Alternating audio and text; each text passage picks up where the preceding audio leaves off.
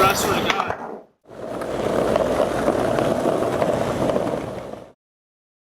Every step I take hurts. When I get up out of this chair, it's gonna hurt. When I sit back down in it, it'll hurt. And when I walk to go to the bathroom, that's gonna hurt.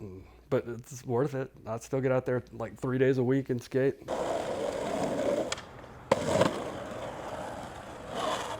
Like here we are, Old Town, the first one. Our skate park, our indoor skate park closed down. It was a skate park in Memphis. When it shut down, we really had nowhere to go. We had Old Houston skate park.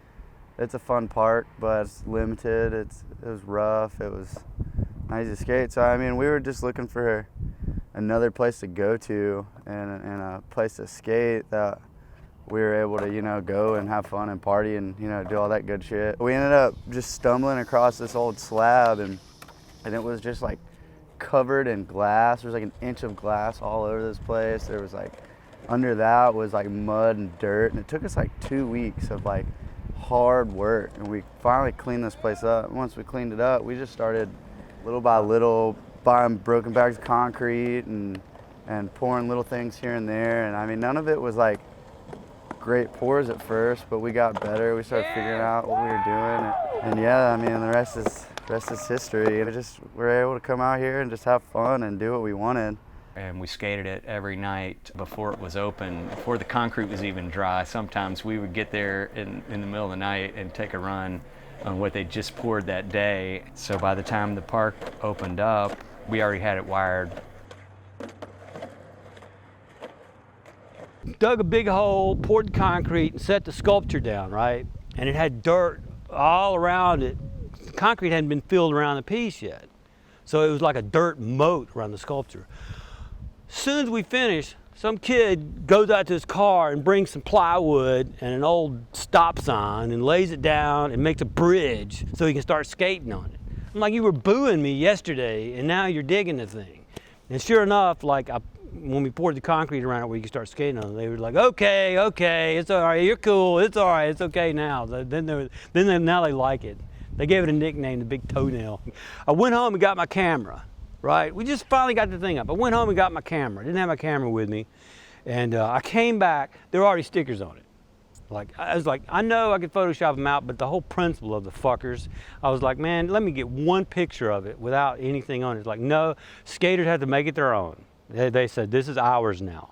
Thank you, Mr. Nowell, for your sculpture, but it's ours now. It is no longer the wave, it's the toenail. And it's got sticker slaps all over it. So. It's public art, man. It's for the public, it's for the people.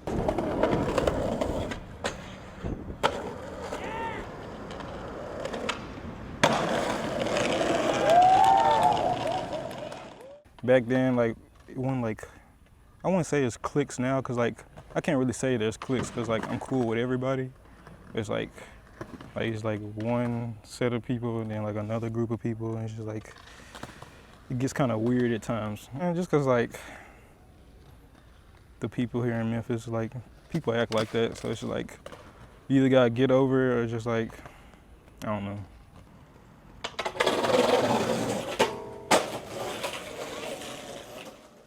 There are people that try to bring you down or just are negative towards people in the skateboarding community just because they feel that they're a lot more important than others. They would pick on me. They'd throw, the gumballs that would fall from trees, the little spiky balls. They would throw those at my wheels when I would try and skate the six stair. They'd snake me. I'd gotten knocked off my board a lot. Don't pick on me. Don't pick on the younger kids. What are they doing? What have I done to anyone? Say some conflicts that I have had to deal with where it's just shit between my friends and then the people who are trying to go against my friends, all that bullshit. One of my other friends, he got jumped not too long ago. I'm not gonna name names of who got jumped and who jumped him, but some people are just ignorant like that. If you had any kind of ability, they paid attention to you, but if you were just showing up like a little kid, man, you're not beat a little shit, and that sort of always got to me because I was bullied, elementary school bullying, until I finally kind of snapped on a guy, and it didn't happen after that. I told one dude I was going to throw him in the lake because he gave me attitude, and I was like, hey, you might be able to skate better than me, but can you kick my ass?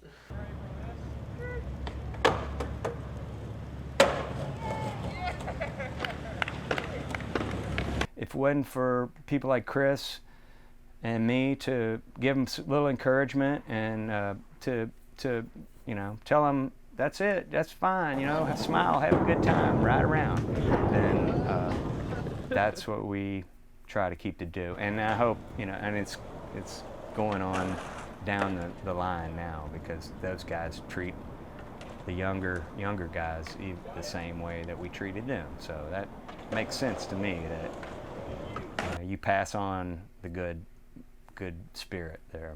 Nowadays, you know, if one of us has a problem, everyone's going to be there to help. And that's I don't know, your group of friends in skateboarding are like probably the biggest support system you'll ever have. Like, they'll come and go, but the true friends, like, they'll have your back no matter what. Outside, like the cliques and whatnot, when we all come together, it's tight. Like, everybody's cool and shit.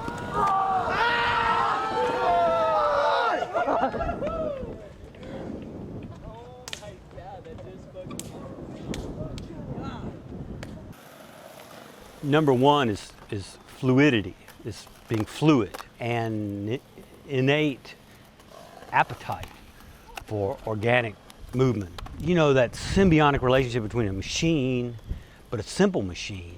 There's this physics behind skating where it's not a machine, it's you. You're the machine, you're the engine, you're the gyroscope that keeps it floating. And then also there are no rules.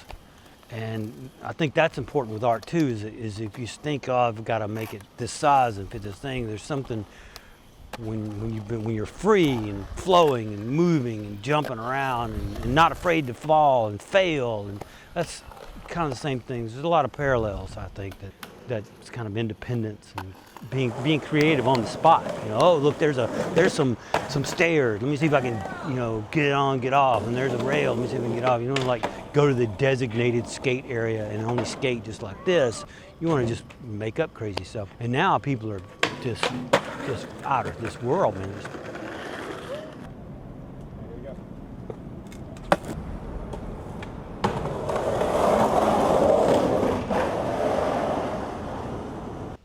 Part of skating is wrecking. That's what you do. You might as well say, "Oh, well, I'm going to go wreck." You know, you might as well just say it, because you got to try something. You know, you got to try to do something. You know, that's what makes it skating, is you're trying something new every time.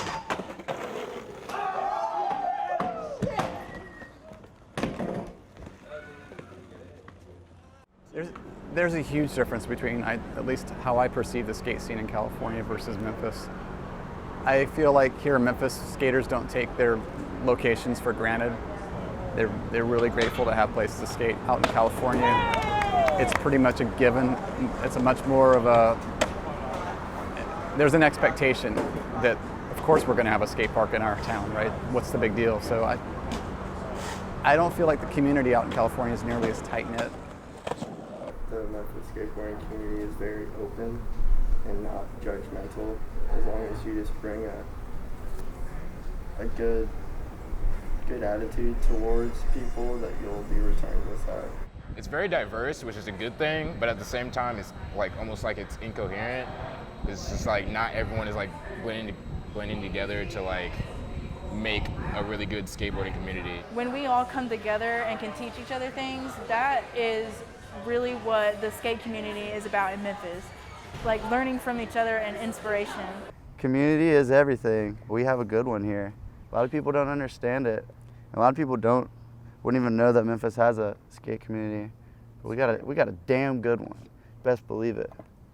I would say it's more, you know, like a family or a culture that's very unique. And it's just like any relation where you can get mad at somebody, or you can get frustrated with somebody, or then you can take a little while to remember why you like skating with that person. And that's the important part, that we all roll together, and that's what keeps us riding.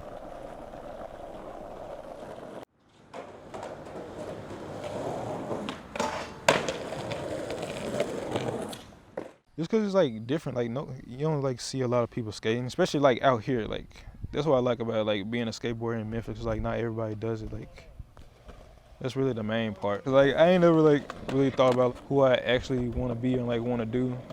Like this is kind of like the only thing like that I'm good at. So like I'm just trying to stick to this. It's the only thing I know. It gives you a certain level of confidence and self-appreciation when you're able to push yourself to that extent and be like, wow, I can actually do these things because I put my mind to it and I made myself progress because that's what I wanted. And nothing is better than just hopping on a skateboard, whether you're carving a bowl or you're street skating. You know, I mean, I can't not be happy on a skateboard. Even if I've been trying a trick 50 times, I'm still happy about it because I'm trying. The ability to do it whenever and wherever I want without having anyone to like tell me I'm doing it wrong. Freedom of choice. Just everything about it really. Like there's no one specific thing that I can name that would like capture how freeing it really is. I had gone through some tragedies and just tough times, you know. It's part of living. You got good times and you got hard times, and I was kind of at the end of the road there. Like I don't know what are you gonna do with yourself, Jeff? You know, all this bad shit's happened to you, and now it's time to figure out. You know, are you gonna soldier on, or are you just gonna roll over and die? You know, and skateboarding saved my life because I said, yeah, that's what I'm gonna do. I remember that. I think I'll do that.